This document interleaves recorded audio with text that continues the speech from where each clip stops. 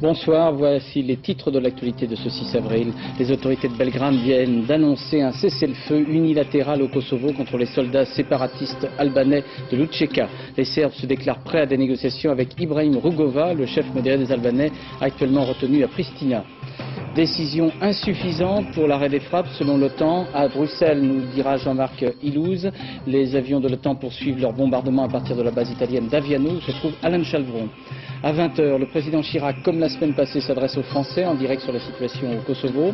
Le sort des réfugiés, peut-être 500 voire 700 000 en Macédoine, au Monténégro ou en Albanie, sera évoqué par nos envoyés spéciaux Jérôme Bonny, Maryse Burgot, Benoît Duquesne et Bertrand Koch. La France ne ferme pas ses portes aux réfugiés albanais. Ce fut cet après-midi la mise au point de Lionel Jospin devant les députés à l'Assemblée nationale. C'est donc à la radio officielle serbe et à la télévision de Belgrade que les gouvernements de la République fédérale de Yougoslavie et de la République serbe annonçaient il y a moins de 3 heures qu'ils décrétaient un cessez-le-feu unilatéral au Kosovo contre les séparatistes albanais. Voici les conditions de cette annonce commentées par Philippe Visserias. C'est au milieu du journal de la radio-télévision serbe, à 17h, que l'annonce du cessez-le-feu a été faite. Il s'agit d'un communiqué de 2 minutes 30, lu par une journaliste serbe, dont voici le résumé. Premièrement, à l'occasion des fêtes de la Pâque orthodoxe, la Yougoslavie décrète un cessez-le-feu unilatéral au Kosovo. À partir de ce soir 20h, toutes les opérations de l'armée et de la police contre l'armée de libération du Kosovo sont suspendues. Deuxièmement, toujours d'après la présentatrice du journal, le gouvernement yougoslave va engager des discussions avec Ibrahim Rugova, le représentant de la communauté albanaise, pour préparer un accord provisoire au Kosovo. Celui-ci sera suivi par un accord définitif d'autonomie du Kosovo au sein de la République serbe et de la Fédération yougoslave. Troisièmement, en compagnie du représentant des Albanais, Ibrahim Rugova, le gouvernement yougoslave souhaite préparer un plan de retour des réfugiés, aidé en cela par le Haut Commissariat aux réfugiés des Nations Unies et par le Comité international de la Croix-Rouge. Alors en direct de Belgrade avec nous, M. Komenić, qui est le ministre de l'Information serbe. Monsieur le ministre, bonsoir. Les réactions sont plutôt négatives. On estime que c'est insuffisant pour que les frappes de l'OTAN s'arrêtent. Alors comment pouvez-vous prouver votre bonne foi? Que pensez-vous de cette réaction négative? Écoutez, tout d'abord, nous nous adressons aux Albanais d'abord pour réanimer le dialogue entre eux et nous. C'est le premier pas. Et nous ne sommes pas étonnés par le comportement et par la réaction de Washington et de l'OTAN. Qu'ils continuent leur activité, nous avons démontré encore une fois notre aptitude à aboutir la paix dans la région de Kosovo. Et même demain, nous aurions aussi des témoignages et de bons signes, de bonne volonté par rapport aux Albanais et par rapport à la population de Kosovo. Mais Monsieur Komenić, pour faire la paix, pour un cessez-le-feu, il faut le signer avec vos adversaires. Pourquoi pas avec Lučeka? Tout d'abord, ce sont des extrémistes qui provoquent des actions militaires et policières au Kosovo. S'il s'agit de la population albanaise calme, nous n'aurions pas de problème ni de motifs à réagir. Ce sont des terroristes qui ont provoqué cette crise et c'est l'OTAN avec les bombardiers qui a augmenté cette crise et aussi transformé la crise dans une catastrophe.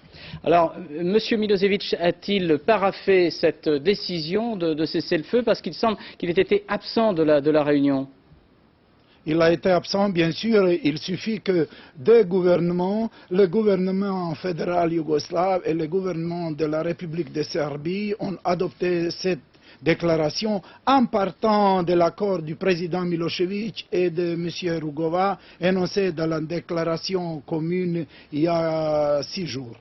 Pourquoi ne pas ajouter à ce cessez-le-feu unilatéral un retrait des forces serbes pour peut-être permettre des négociations plus larges?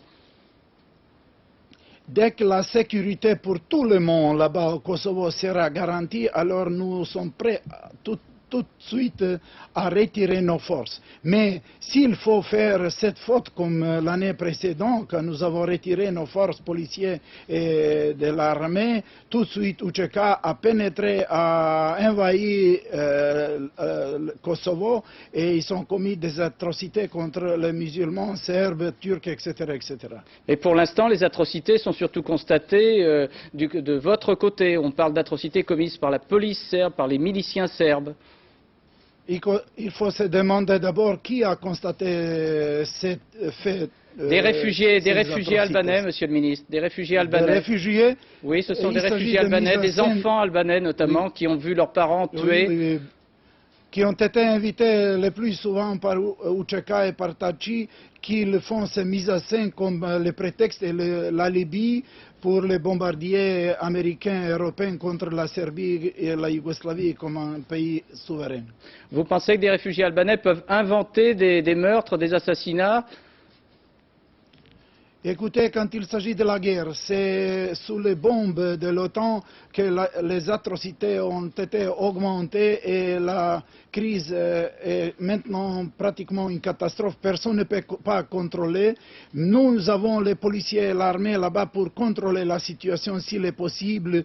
Nous ne chassons les Albanais. Nous avons un grand intérêt d'État de sauvegarder, de sauver, d'arrêter les Albanais qu'ils quittent. Mais il y a des Albanais qui pratiquement simulent une catastrophe pour donner le prétexte. Et aussi les journalistes américains qui, comme Christian Amanpour, réagissent d'une manière absolument intolérable, qui augmentent et qui gonflent la situation.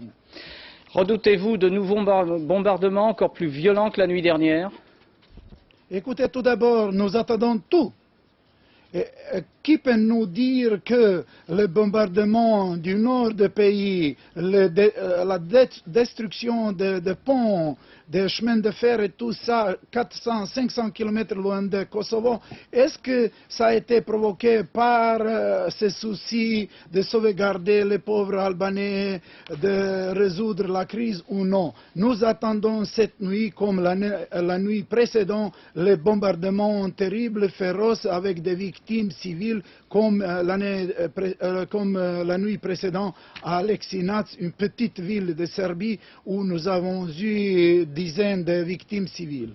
Mes chers compatriotes, comme je l'avais dit la semaine dernière, je voudrais faire à nouveau le point avec vous sur la situation au Kosovo. L'horreur voulue et organisée par Milosevic dépasse aujourd'hui tout ce que l'on peut imaginer. En accord avec le gouvernement, je vous redis que ce n'est pas acceptable. Des centaines de milliers de Kosovars ont été chassés vers l'Albanie, le Monténégro ou la Macédoine. Contrairement à ce que dit la propagande du dictateur, ils n'ont pas fui pour échapper aux frappes de l'OTAN. Ils ont fui. Et tous en témoignent unanimement devant les soldats et les miliciens serbes qui les chassent sous menace de mort après leur avoir tout pris. Il s'agit là d'une monstrueuse opération d'épuration ethnique planifiée et conduite avec le plus grand cynisme et la plus grande cruauté par le régime serbe. L'aide humanitaire est à l'œuvre, progressivement, dans l'ensemble de la région. La France y prend toute sa part. Je voudrais rendre hommage à tous ceux, civils, militaires, volontaires des organisations humanitaires, qui se mobilisent avec cœur, avec compétence. Et je veux aussi vous rendre hommage, à vous qui, par des gestes personnels, exprimez votre générosité. Mais nous devons faire davantage. D'abord pour les réfugiés. Faut-il envisager leur transfert dans les pays occidentaux? Je ne crois pas que cela soit la solution, même si elle donne l'impression d'être celle du cœur. Ce nouvel exode refusés d'ailleurs par la plupart d'entre eux, conduirait à les éloigner plus encore de leurs terres, des villages et des villes où ils ont le droit de revenir et de vivre librement et en paix. Nous devons bien sûr prendre en compte les situations exceptionnelles, les situations de plus grande détresse, et sur la base d'un volontariat clairement exprimé. Mais nous ne devons rien accepter qui puisse faire le jeu de Milosevic, dont l'ambition est clairement de chasser les Kosovars définitivement et le plus loin possible de chez eux. Perspective qui est précisément combattue par les forces alliées au nom de la morale et des droits de l'homme. Pour être efficace, notre solidarité doit s'exprimer aussi à l'égard des pays qui accueillent ces réfugiés, l'Albanie, la Macédoine, le Monténégro. Seul un véritable plan d'urgence peut leur permettre de surmonter les difficultés économiques et financières qui les assaillent. J'ai proposé cet après-midi au chancelier allemand Gerhard Schröder, qui préside actuellement l'Union européenne, de faire de notre prochain Conseil européen, le 14 avril, un conseil exceptionnel destiné à prendre les nouvelles mesures qui s'imposent. Mais ces légitimes préoccupations humanitaires ne doivent pas nous faire oublier la nécessité de poursuivre notre effort militaire. Je vous ai dit il y a quelques jours que cette action demanderait du temps et de la détermination. Je le répète aujourd'hui. Les frappes engagées contre le régime serbe ont pour objectif la destruction des moyens dont ils disposent pour chasser les Kosovars par la terreur et par le crime. Jour après jour, l'action des Alliés conduit à l'étouffement progressif de cet appareil militaire serbe. C'est la raison pour laquelle nous nous sommes attaqués aux dispositifs de commandement, aux moyens de communication, à certains ponts stratégiques ou dépôts de carburant. Nous l'avons fait en prenant soin d'éviter au maximum les dommages civils. Ces frappes doivent se poursuivre, notamment sur les forces militaires, jusqu'à ce que ce régime cesse sa répression criminelle et permette réellement le retour chez eux des réfugiés. Ou alors, jusqu'à ce qu'ils n'aient plus les moyens de poursuivre ces funestes desseins. Je veux croire que le peuple serbe, pour lequel nous n'avons qu'estime et amitié, ouvrira enfin les yeux sur la réalité de son régime. Dans le même temps, il appartient aux Européens, aux Américains, aux Russes, sous l'autorité de l'ONU, je le souhaite, de rechercher les voies d'un accord politique assurant la stabilité et la paix dans une partie de l'Europe qui a vocation à rejoindre le moment venu notre Union européenne. Je veux vous dire ce soir que l'action menée par Milosevic ne triomphera pas.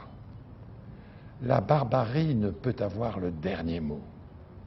La justice doit passer et les criminels devront rendre des comptes. Les Européens unis, les Alliés unis, doivent poursuivre leur mission. Ils le feront jusqu'à son terme. Notre ambition d'un Kosovo où chacun pourra vivre en paix demeure entière. Notre ambition d'une solution politique demeure le fondement de notre action. En plein accord avec le gouvernement, je voudrais dire aux autorités serbes que le cessez-le-feu qu'elles semblent envisager est indispensable, mais insuffisant. Dans le cadre d'un accord politique, il doit impérativement s'accompagner de l'ensemble des mesures permettant un retour effectif de la paix et de la sécurité au Kosovo.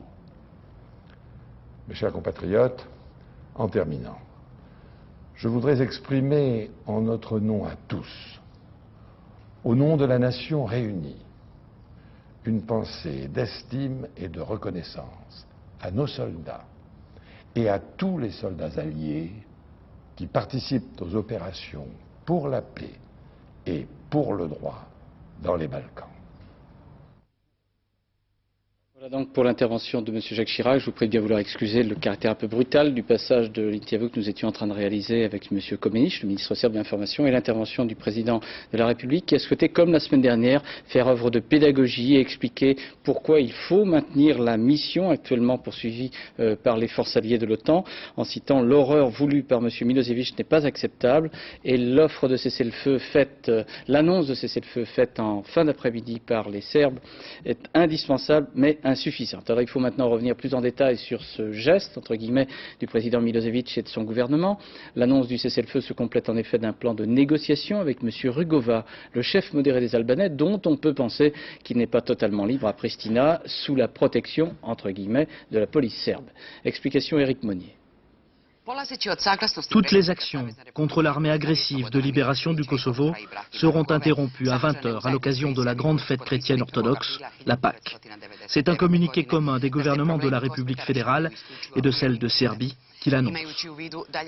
Plus tard, le vice-premier ministre yougoslave, Vuk Drašković, précise que toutes les troupes serbes stationnées au Kosovo regagneront leurs casernes avant l'entrée en vigueur de la trêve. Dans son communiqué, Belgrade propose aussi un plan de retour des réfugiés, en collaboration avec le Haut Commissariat aux réfugiés de l'ONU et le Comité international de la Croix-Rouge. Quant au plan d'autonomie du Kosovo, autre proposition annoncée cet après-midi, pour en discuter, Belgrade choisit son interlocuteur. Ibrahim Rugova, le leader des modérés albanais, est président élu d'un gouvernement parallèle à Pristina, gouvernement jamais reconnu par la Serbie. Ibrahim Rugova, chef non violent et pacifiste, est loin d'être incontesté dans son propre camp. Il était réapparu à la télévision de Serbie à plusieurs reprises après des jours de silence. Ses appels à l'arrêt des bombardements, selon Belgrade, avaient surpris, au point de le penser manipulé, voire otage de Milosevic. Aujourd'hui, Belgrade tente d'en faire son seul interlocuteur pour évoquer l'avenir du Kosovo dès mercredi, écartant tous les autres négociateurs des réunions de Rambouillet et de Paris, et en particulier la résistance armée, l'UÇK, l'armée de libération du Kosovo. Voyons maintenant pour les réactions. Réunion négative du côté de l'OTAN, Jean-Marc Ilouz. Écoutez, il n'y a pas encore de réaction officielle parce que le secrétaire général de l'OTAN, Javier Solana, n'est pas seul maître à bord. Il doit consulter les 19 membres de l'Alliance et en particulier les membres du groupe de contact sur la Yougoslavie, c'est-à-dire les 4 Européens, la Russie et les États-Unis. On n'attend pas du tout, vous vous en doutez, une réponse positive, tout simplement, comme l'a rappelé tout à l'heure Jacques Chirac, parce que les propositions de M. Milosevic ne répondent nullement aux 3 critères fixés par l'OTAN et rappelés encore cet après-midi même par le porte-parole de l'OTAN, à savoir cessation des hostilités contre les civils, avec retrait de l'armée serbe. Deuxièmement, possibilité de retour, mais sous protection internationale armée pour les réfugiés, ce que refuse M. Milosevic. Troisièmement, prise en compte du cadre de l'accord de Rambouillet. Alors, ce que l'on peut prédire sans trop pouvoir se tromper ce soir, c'est que ces 3 points n'étant pas respectés, on peut prédire que les frappes aériennes vont se poursuivre comme prévu ce soir sur la Yougoslavie. Merci Jean-Marc. Ce soir à Moscou, un conseiller du président Boris Yeltsin indiquait que la Russie espérait que cette proposition de Belgrade serait un tournant de la crise et que le cessez-le-feu est une chance que les Occidentaux doivent saisir. Il ne faut pas laisser passer cette chance, a dit M. Ivanov, le ministre des Affaires étrangères russe. Aux États-Unis, Philippe Gassot, même réaction qu'à l'OTAN. Oui, ce qui est sûr ici, c'est que les Américains ne vont pas se contenter de demi-mesures. Avec Milosevic, ce sera du tout ou rien. S'il accepte de retourner à la case départ avec ses troupes, de s'asseoir à la table de négociation et de reprendre le dossier paix à Rambouillet, les choses vont pouvoir s'arranger, faute de quoi les bombardements vont se poursuivre. Alors, quid de la réaction de l'opinion publique américaine à cette persistance de l'action des Américains au sein de l'OTAN ? Eh bien, vous avez 55% des Américains qui sont derrière Bill Clinton, même si celui-ci doit disposer demain des troupes au sol.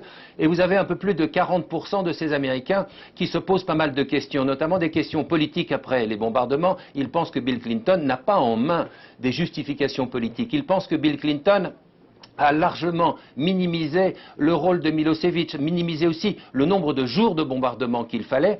Et en ce qui concerne le dossier humanitaire, ils comprennent mal, ces opposants à Bill Clinton, que l'OTAN soit allé frapper pour des raisons justement humanitaires et qu'ils voient sur tous les écrans du monde des cohortes de miséreux traverser donc ces écrans de télévision, alors qu'on leur a promis que l'OTAN était là pour défendre la veuve et l'orphelin. Ils se demandent si le remède n'est pas pire que le mal. Merci Philippe. Et pour preuve de la volonté de l'OTAN de maintenir l'action militaire, l'aviation des pays engagés dans le conflit a continué ses décollages aujourd'hui depuis la base d'Aviano où vous vous trouvez, Alain Chalvron. Oui, écoutez, l'OTAN ne parle peut-être pas, mais agit à 18h15, c'est-à-dire 1h15 à peu près après que la Serbie ait fait cet appel au cessez-le-feu. Eh bien, les avions décollaient, un groupe important décollait de la base d'Aviano devant les caméras du monde entier afin que le message passe clairement 5 sur 5 de l'autre côté de l'Adriatique. Un groupe de S-16 avec son groupe logistique, en particulier les avions de brouillage électronique et puis aussi les chasseurs bombardiers les plus puissants de l'armée de l'air américaine, les F-15, tous ces appareils, comme vous le voyez, étant chargés jusqu'à la gueule de bombes et missiles divers. Alors bien sûr, rien ne prouve que ces appareils iront larguer leur chargement sur le Kosovo, mais tout est fait pour le croire. En tout cas, ici, à la base d'Aviano, en ce moment même, se trouve le chef d'état-major général de l'armée américaine, le général Shelton, pour bien faire preuve de la détermination des États-Unis. Merci. Alors Philippe Rochaud, est-ce qu'on peut dire trivialement que c'est une sorte de coup de bluff de M. Milosevic? Écoutez, en décrétant un cessez-le-feu unilatéral, Belgrade savait déjà qu'il ne serait pas accepté par les pays de l'OTAN, dont les exigences restent les mêmes, retrait des forces serbes et signature des accords de Rambouillet qui prévoient l'installation d'une force de paix internationale au Kosovo. Belgrade parle de cessez-le-feu contre les terroristes de l'UÇK, mais se garde bien de citer les exactions des forces serbes paramilitaires contre les populations albanaises. Slobodan Milosevic tente de gagner du temps, de voir si des pays sceptiques comme la Grèce vont accepter son geste. Il sème la confusion en essayant de récupérer politiquement le chef des Albanais modérés, Ibrahim Rugova, qui apparemment n'est pas libre de ses mouvements, et ils essayent d'en faire un allié contre la politique des pays de l'OTAN. Alors les bombardements continuent, encore sans doute ce soir, cette nuit, de manière très intensive, mais on a l'impression qu'on se rapproche de plus en plus avec une offensive terrestre. Oui, les politiques refusent toujours ce scénario, mais on s'y prépare, surtout qu'au rythme de l'exode, il ne restera plus d'Albanais au Kosovo dans 3 semaines. L'objectif est de faire revenir les réfugiés du Kosovo dans leur village, en dégageant au moins une zone, un couloir protégé. On parle aussi de mettre en avant les combattants de l'UÇK, qui symboliquement repartiraient à la conquête du Kosovo, avec le soutien militaire des pays de l'OTAN, bien sûr, mais dans tous les cas de figure, on arriverait en fait à un partage du Kosovo entre Serbes et Albanais. Merci Philippe. Les frappes engagées en territoire serbe par les avions de l'OTAN ont été particulièrement sévères la nuit dernière. Les dégâts matériels sont très importants, mais on signale également, et peut-être pour la première fois depuis le début des frappes, le 24 mars, un nombre de victimes civiles importantes. Commentaire François Cornet. Base alliée d'Aviano hier, 13e nuit de frappe pour les chasseurs bombardiers de l'OTAN. Première cible touchée par 2 missiles, cette raffinerie de pétrole brut dans les quartiers est de Novi Sad, au nord de la Serbie. Il est un peu plus de 22 heures. La DCA va riposter sans conséquence pour les avions de l'Alliance. Objectif de ce raid, contre l'une des plus importantes raffineries du pays, priver la Serbie de carburant et stopper le ravitaillement des transports de troupes et des blindés yougoslaves. Officiellement, l'OTAN en est toujours à la phase 2 de ses opérations de bombardement qui consiste à affaiblir au maximum le potentiel militaire et ses approvisionnements. Dans ce cadre, des relais de transmission ont été détruits, de même que plusieurs ponts, dont celui-ci à Novi Sad, le dernier pont dans la ville enjambant le Danube. Les 2 autres avaient été détruits ces derniers jours. Il s'agit pour l'Alliance d'enrayer les mouvements de troupes vers le Kosovo en coupant le sud de la Voïvodine au nord, riche en pétrole et grenier à blé ou maïs de la Yougoslavie. 5 villes de Serbie ont été bombardées la nuit dernière, dont une cité minière de 30 000 habitants, Aleksinac, au centre de la Serbie, touchée par 3 missiles. L'OTAN n'a délivré aucune information sur le choix de cette cible civile, dans laquelle 7 personnes au moins auraient trouvé la mort. Les bombardiers en fait se seraient trompés de cible. L'objectif visé aurait été une caserne abritant la 203e brigade d'artillerie serbe. Un responsable de l'Alliance a reconnu que cette bavure pourrait être imputable au guidage défaillant d'un missile. Notons que c'est la première fois depuis le début du conflit que l'OTAN reconnaît que l'une de ses armes a pu provoquer des morts et des blessés dans la population civile. Alors, outre ces morts et ces blessés d'Aleksinac au sud de Belgrade, selon l'ambassadeur de Yougoslavie à Moscou, c'est le propre faire du président Milosevic, les bombardements de l'OTAN auraient fait 300 morts et 3000 blessés. Bilan évidemment invérifiable, tout comme il est exclu que les frappes de l'OTAN ne fassent que des dégâts matériels. Commentaire Romuald Benant. Margaret Albright, Bill Clinton ou encore Tony Blair, recherchés comme criminels de guerre, ces images sont diffusées sur de nombreux sites de l'Internet contrôlés par les autorités serbes, car la guerre du Kosovo a conquis un autre champ de bataille, celui de l'information, et notamment autour d'un thème, les victimes de l'OTAN. De son côté, la télévision serbe n'a pas tardé non plus à diffuser les images d'Aleksinac, une petite ville à 200 km au sud de Belgrade, dont un quartier a été dévasté par les bombardements de l'Alliance lundi soir. Des bombardements qui auraient tué au moins 7 civils, blessé 26 autres et détruit une vingtaine de maisons. J'étais assis dans mon fauteuil et tout d'un coup il y a eu une explosion terrible. J'ai été projeté à terre à plus d'1 mètre. On voit le mensonge de l'OTAN sur l'efficacité de leurs armes soi-disant précises. Un bombardement que l'OTAN appelle une erreur d'impact, une erreur de guidage, car le missile devait s'abattre en fait sur la caserne d'Aleksinac. Il est possible que l'un de nos missiles ait raté sa cible, malgré un plan d'attaque méticuleux et malgré les statistiques très élevées de réussite des tirs. De leur côté, les rares journalistes serbes indépendants comme ceux de Beta Press cherchent tant bien que mal à recouper leurs informations sur le nombre exact de victimes après 13 jours de guerre. Je n'entends pas que les médias occidentaux croient même à quelqu'un qui se dit comme nous indépendants d'ici, de nous croire 100%. L'OTAN peut dire encore une fois, oui mais ils étaient près d'un aéroport ou ils étaient près d'un cible militaire. Ça n'empêche que c'était les villages ou les maisons des privés, enfin des privés, des gens ordinaires. Fin mars, le ministre russe de la Défense avait parlé de 1000 victimes parmi les civils. Aujourd'hui, l'ambassadeur de Yougoslavie à Moscou ramène le chiffre à 300, des bilans impossibles à vérifier. En direct de Belgrade, maintenant avec nous, notre consoeur de Radio France Internationale, Catherine Monet. Catherine Monet, quelle est la réaction de la population dans la capitale serbe après l'annonce du cessez-le-feu faite par le gouvernement de Belgrade ? Écoutez, ici, la moindre perspective d'un règlement pacifique du conflit suscite toujours un espoir. Ça a été le cas lorsqu'il y a eu la médiation russe, c'est le cas encore ce soir, tout simplement parce que la population civile est de plus en plus directement affectée par les bombardements de l'OTAN, qui ne se contentent plus donc depuis quelques jours de frapper des cibles purement militaires. Les voies de communication commencent à être coupées, les usines sont détruites, les bombardements touchent maintenant les centres-villes, il n'y a plus de sanctuaires, les gens le savent, ils savent aussi que les frappes ne sont donc pas toujours chirurgicales. En l'espace de 3 jours, il y a quand même eu ce que l'OTAN appelle pudiquement 2 erreurs techniques. Et il y a donc de plus en plus de victimes civiles. Alors certes, je dirais qu'il y a toujours un esprit de défi qui règne dans le pays. La volonté de résistance est toujours entière, mais quand même la population subit de plus en plus le stress de la guerre et les gens ont tout simplement peur, de plus en plus peur même. Est-ce qu'il y a des conséquences, je dirais, dans l'organisation, dans la vie politique ou des menées un peu extrémistes à Belgrade ?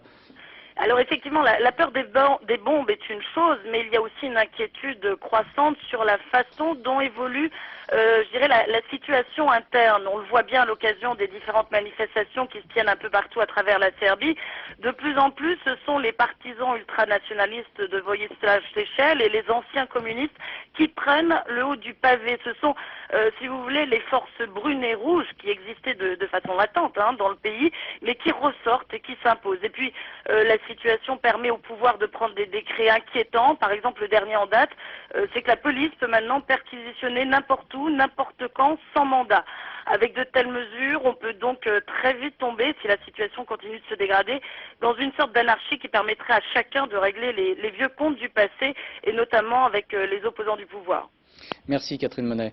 Nous allons nous rendre maintenant au Monténégro, en Macédoine et d'abord en Albanie pour évoquer la situation des centaines de milliers de réfugiés. Le Haut Commissariat aux réfugiés, n'hésitez pas à citer le chiffre de 900 000 personnes déplacées. Benoît Duquesne, vous êtes à Kukës, à la frontière de l'Albanie et du Kosovo. Quelle a été la réaction après l'annonce de la proposition serbe de cessez-le-feu unilatéral, si réaction il y a d'ailleurs ? Écoutez, pour être tout à fait franc, vers 5 heures, nous avons quitté la frontière avec Didier Dahan pour venir ici assurer le reportage que vous verrez tout à l'heure. Donc je n'ai pas eu le temps encore d'aller questionner les Kosovars qui sont réfugiés ici, qui essayent de dormir d'ailleurs partout dans la ville, pour savoir leur réaction à cette annonce de cessez-le-feu. Ce que je peux vous dire en revanche, c'est que cet après-midi encore, dans les villages immédiatement derrière la frontière étaient en feu et ça n'était pas le fait des bombardements de longtemps. Je peux vous dire aussi que depuis maintenant 10-12 jours, nous recueillons des témoignages qui sont terribles de la part de ces réfugiés, qu'aucun d'entre eux ne semble vouloir maintenant accorder le moindre crédit à la parole de Milosevic. Et chaque fois que je leur ai posé la question, sur le point de savoir s'ils imaginaient une vie ailleurs maintenant, en Albanie ou même dans un pays européen, tous m'ont toujours dit, nous n'imaginons qu'un retour au pays, que vivre sur la terre de nos ancêtres, là où nous avons vécu, mais nous l'imaginons maintenant sans les Serbes, sans la présence des Serbes, il n'est plus question que nous puissions vivre avec eux. Merci Benoît. Et c'est donc parmi les réfugiés albanais près de Kukës que vous avez, Benoît Ducan et Didier Dahan, recueilli des témoignages concordants sur les exactions et les meurtres imputés aux milices et polices serbes procédant au vidage du territoire du Kosovo. Ce matin, dans le camp italien de la sécurité civile, la queue se forme déjà devant l'hôpital d'urgence. À l'intérieur, une scène presque rassurante, celle d'un enfant malade qu'un médecin n'arrive pas à faire boire et que sa famille essaie de convaincre.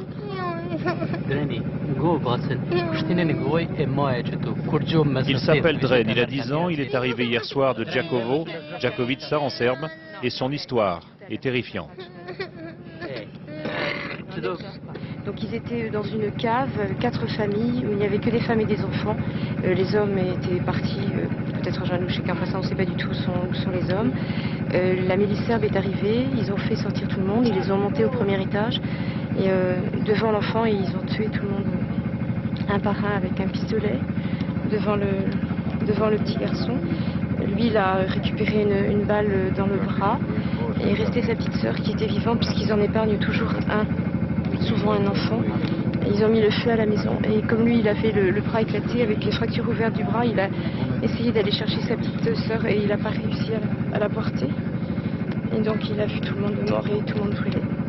Il a été récupéré par son oncle et sa tante et il est arrivé chez nous. En face de son lit, Sadri, 4 ans. Lui, c'est un éclat de mortier qui lui a arraché une partie de la jambe. Il s'enfuyait en tracteur avec sa famille. La plupart sont morts. Donc il a un éclat d'obus au niveau de la jambe avec une énorme plaie qui fait tout l'arrière de la jambe avec une très grosse perte de substance. Je pense qu'il peut guérir, mais il faudrait de la chirurgie plastique parce qu'il y a une énorme perte de substance et je ne sais pas ce qu'ils vont pouvoir faire ici, quoi. Mais on ne va pas pouvoir tous les emmener en France alors. C'est difficile. Et ce ne sont que 2 histoires parmi d'autres. Une multitude d'autres, plus ou moins atroces, terribles, insoutenables. Des milliers de témoignages pour des milliers de réfugiés. Circonstanciés, concordants, détaillés. Et qui racontent tous le même drame. La déportation massive d'un peuple, son humiliation, la violence. Et ce flot s'écoule doucement à la frontière. Pendant que leur village brûle, les Kosovars abandonnent un pays.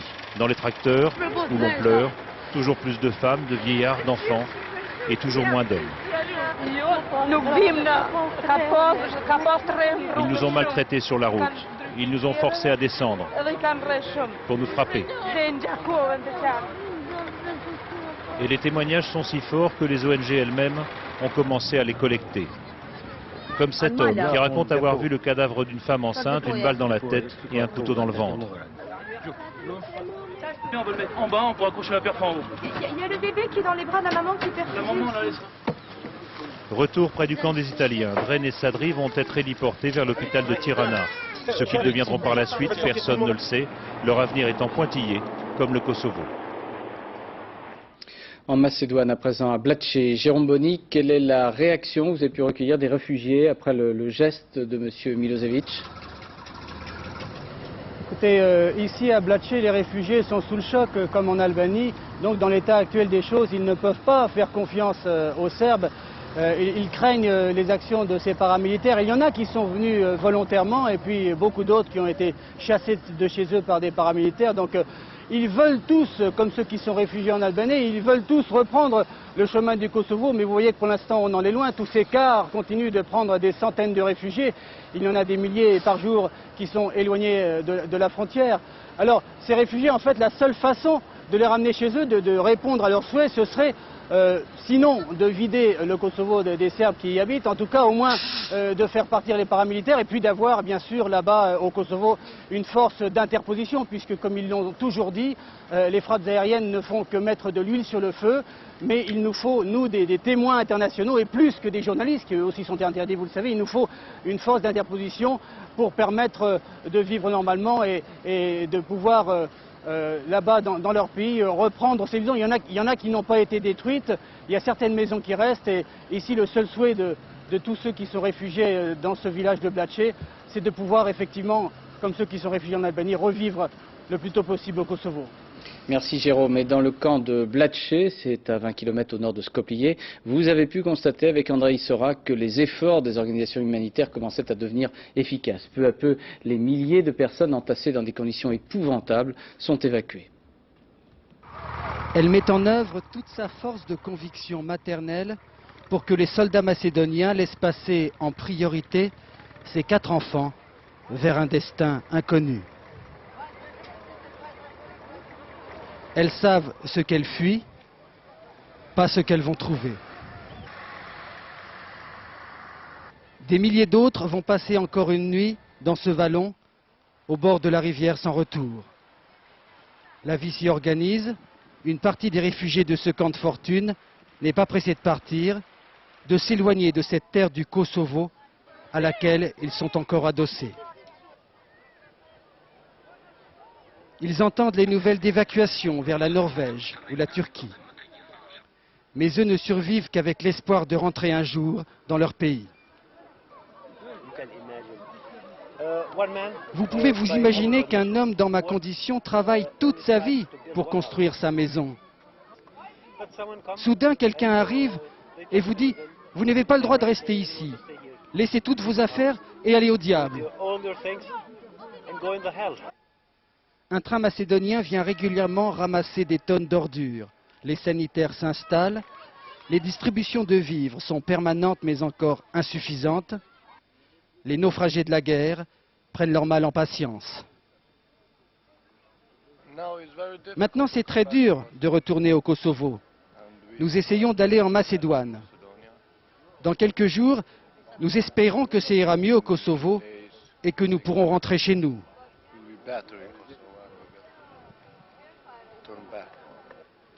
D'autres ont décidé de profiter de l'ouverture de la frontière depuis hier pour partir, la mort dans l'âme.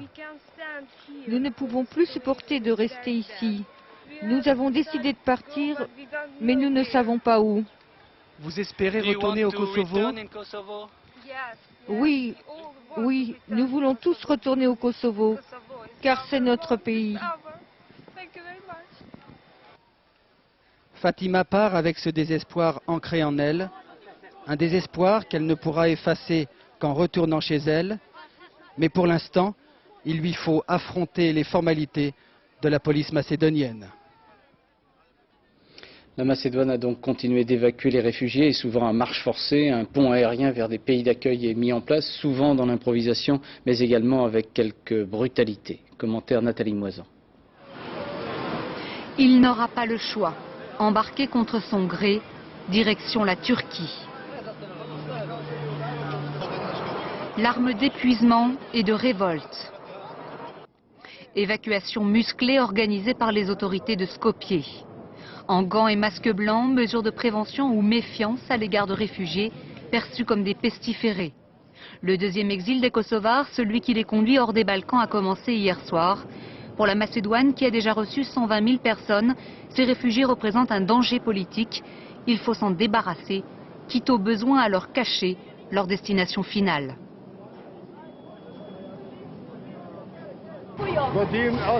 Nous ne savons même pas où nous allons. Personne ne nous le dit. Où est-ce qu'on va? Et pour éviter toute révolte, les autorités demandent aux journalistes de ne pas répondre à ces réfugiés. Pour ceux qui ont compris, l'amertume est grande. Pourquoi devons-nous quitter notre pays? Nous sommes nés ici, nous avons grandi ici. Maintenant, on nous force à partir. On ne veut pas aller en Turquie, on veut rentrer à la maison. On veut retourner vivre dans nos maisons au Kosovo. Des évacuations forcées, désapprouvées ce matin par le commissaire européen aux affaires humanitaires.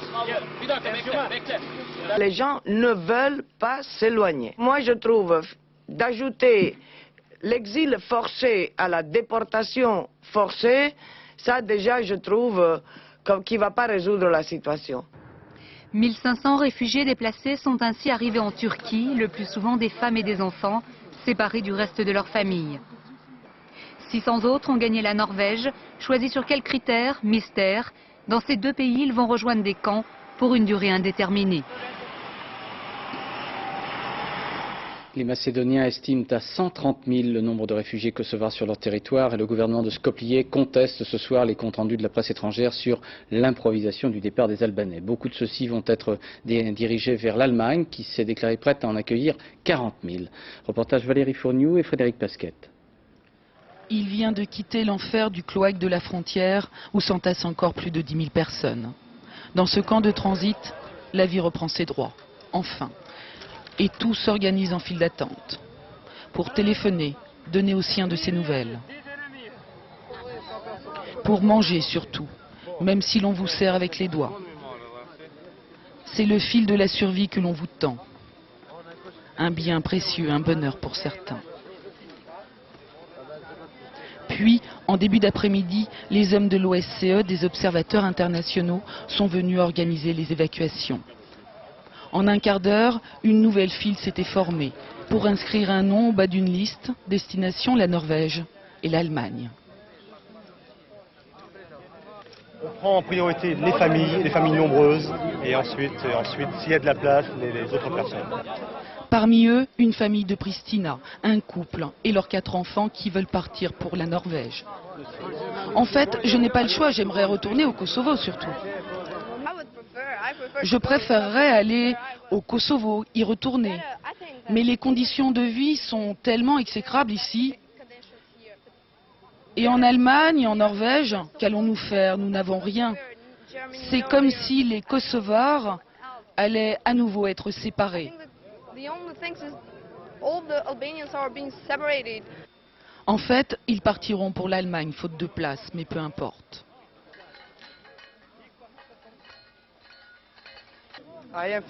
Je n'ai que 16 ans, mais j'ai vu les films sur ce que Hitler a fait aux Juifs pendant la Deuxième Guerre mondiale. Et c'est ce que les Serbes nous ont fait avec tous ces massacres.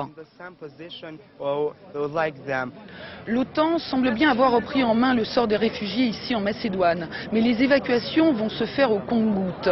Seules 70 personnes partiront ce soir pour la Norvège, un peu plus de 100 partiront demain pour l'Allemagne. En attendant, les réfugiés restent indésirables pour les autorités macédoniennes qui font tout pour précipiter le mouvement. C'est en Albanie que l'on compte le plus grand nombre de réfugiés, entre 250 et 300 000 selon les dernières estimations. Bertrand Koch, y a-t-il eu des réactions à l'annonce de ce cessez-le-feu prévu par Belgrade à Tirana?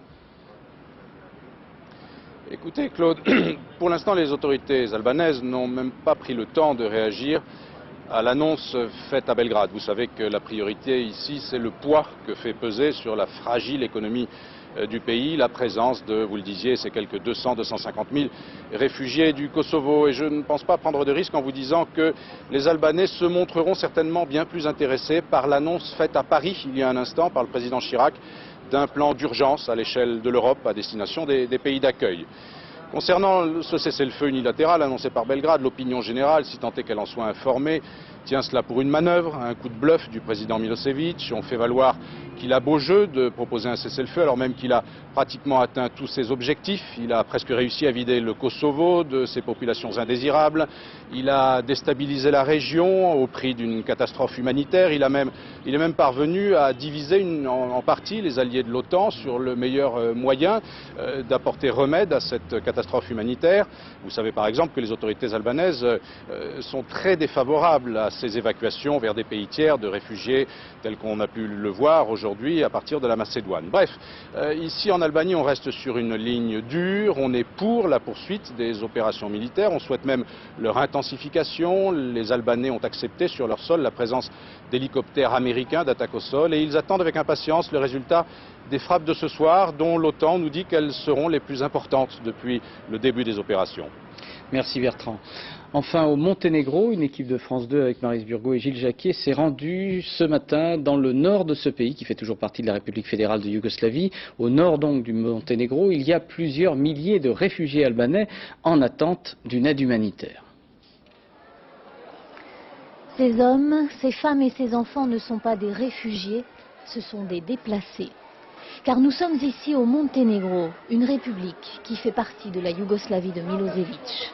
Alors même si ces Albanais ont eux aussi fui les troupes serbes, ils ne sont pas considérés comme des réfugiés. Mais peu importe, leur histoire, leur immense détresse est bien la même que celle des réfugiés d'Albanie ou de Macédoine. Ils racontent que les Serbes les ont chassés et qu'ils ont brûlé leurs maisons. Ils disent qu'ils n'ont plus d'espoir et que Dieu seul sait aujourd'hui la tragédie qu'ils ont vécue. Dans la petite ville frontalière de Rojaye, on les a installés dans les usines, les écoles et les mosquées. 35 000 personnes logées un peu partout, jusque dans les conteneurs vides.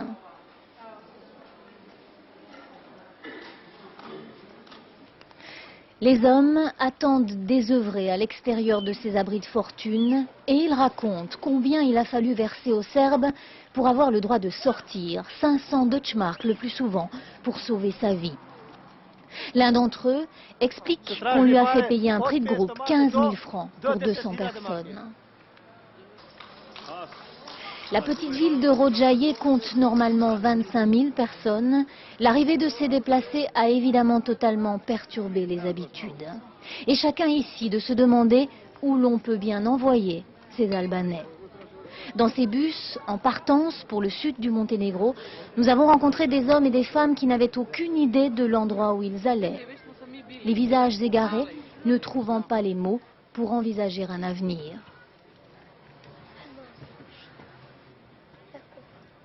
Alors que nous quittions Rojaye, les sirènes d'alerte au bombardement retentissaient pour la énième fois.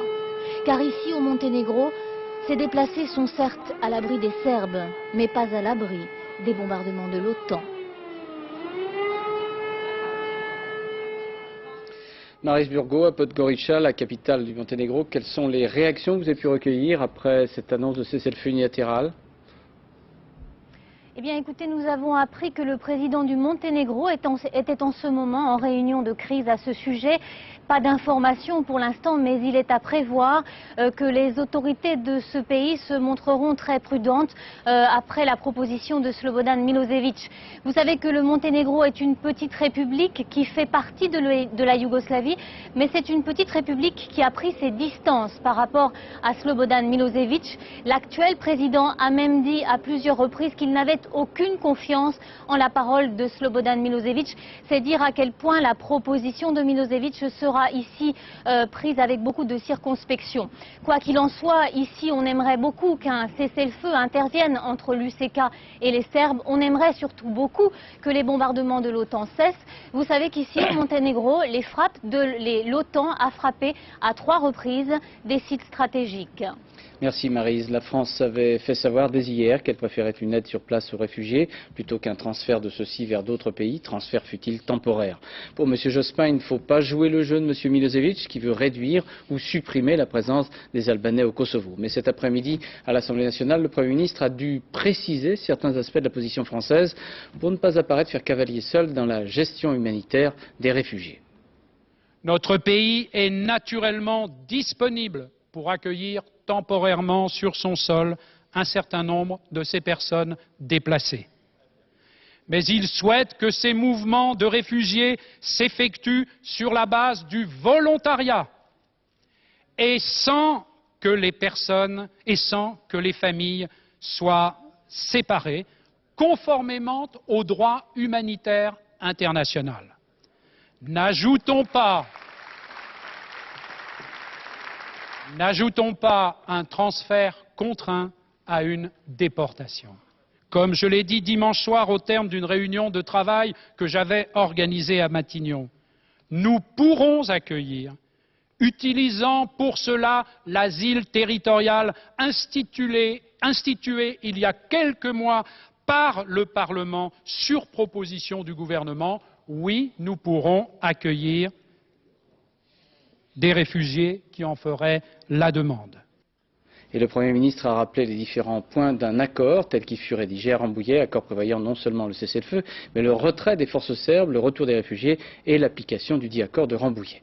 À l'Assemblée nationale, l'accueil a été mitigé. Et puis, quelques heures après son intervention, les députés apprenaient la proposition faite par les autorités de Belgrade. Voici quelques réactions recueillies par Jeff Wittenberg et Laetitia Legendre.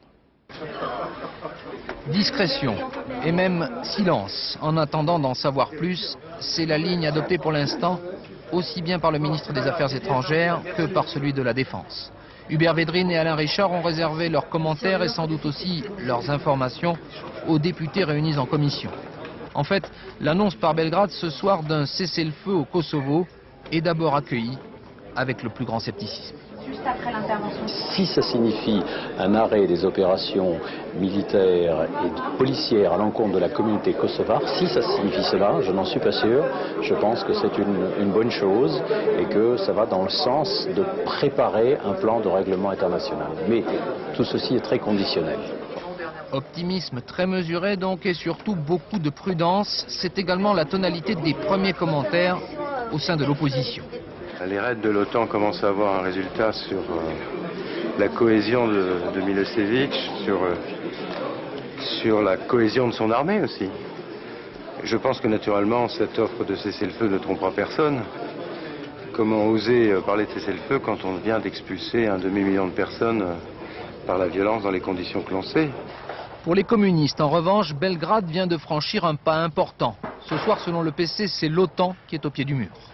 Je regrette profondément l'attitude unilatérale de Bill Clinton, de dire d'emblée que c'est absolument pas à prendre en compte cette proposition, rejetant purement et simplement les choses, sans consulter ses alliés, sans que la France ait son mot à dire dans cette affaire. Je trouve là vraiment que nous sommes au paroxysme d'une mise sous tutelle, c'est inacceptable. Avant d'écouter l'intervention de Jacques Chirac, les députés se sont expliqués à huis clos.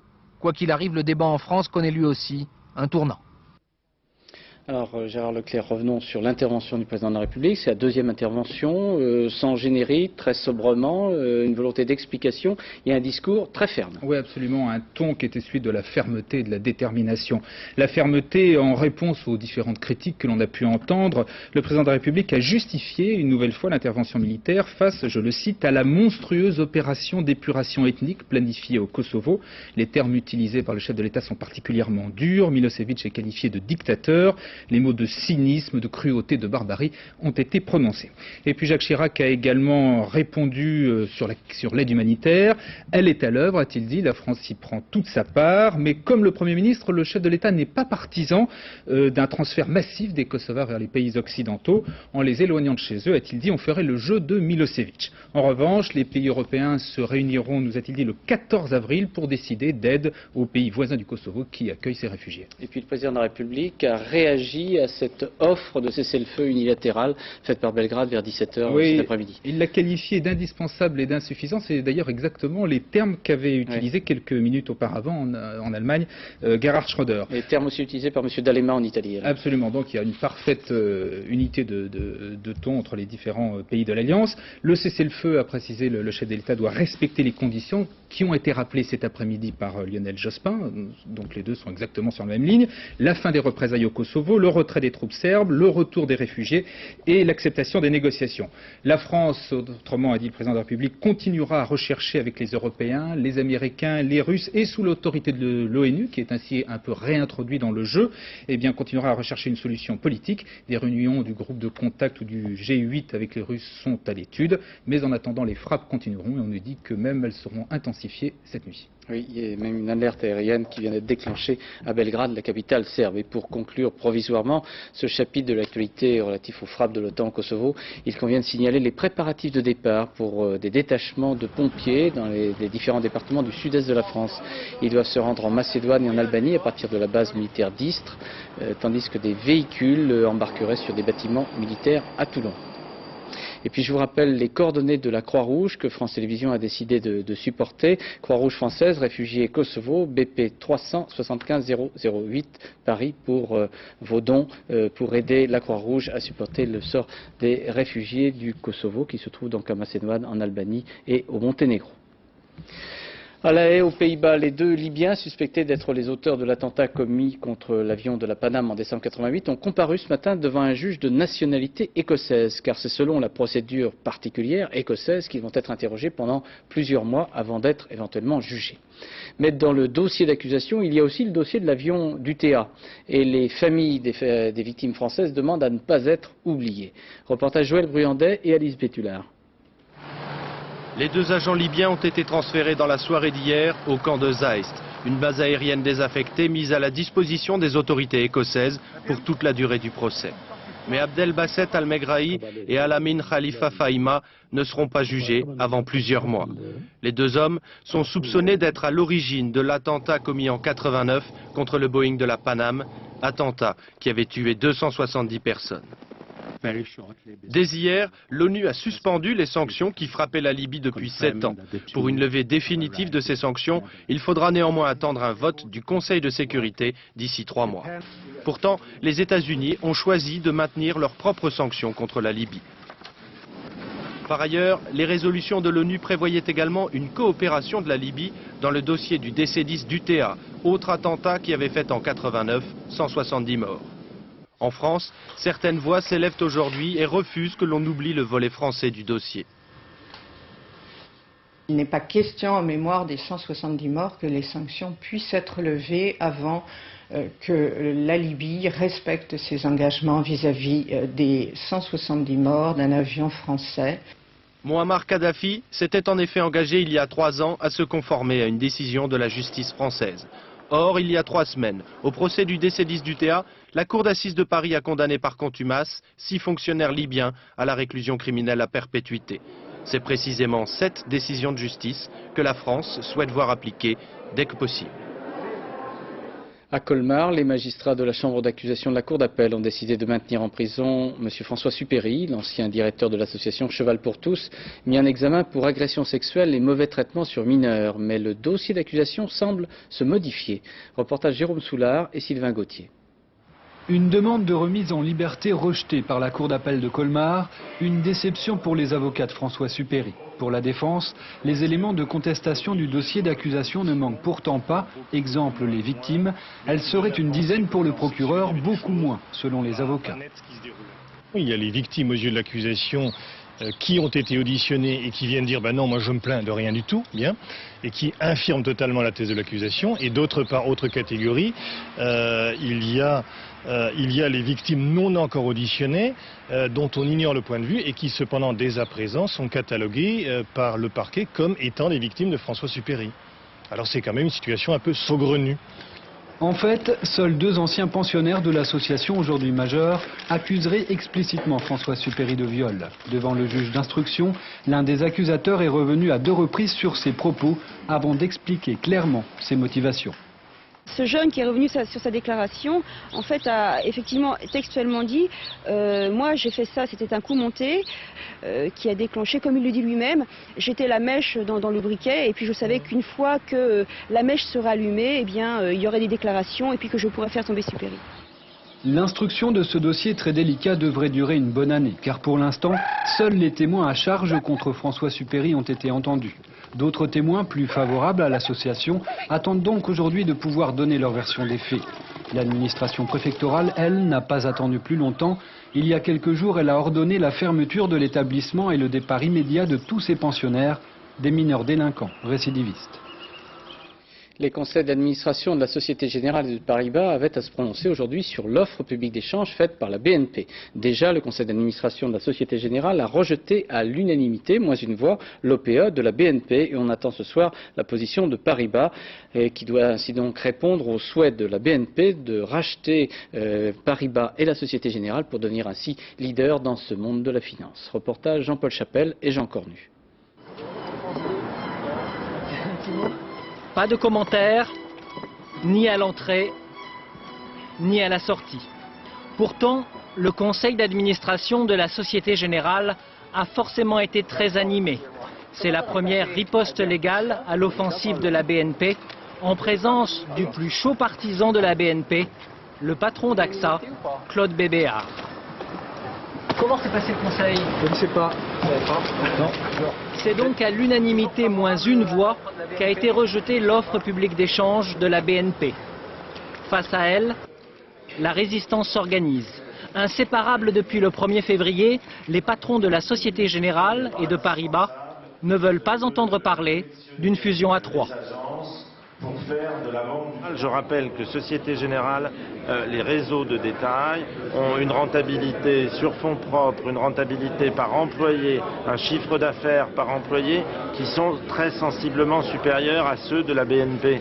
Pourquoi est-ce qu'il faudrait que les actionnaires Société Générale souhaitent avoir un rapprochement d'agences qui est peut-être une bonne idée pour la BNP, mais qui n'est sûrement pas une bonne idée pour les actionnaires de la Société Générale?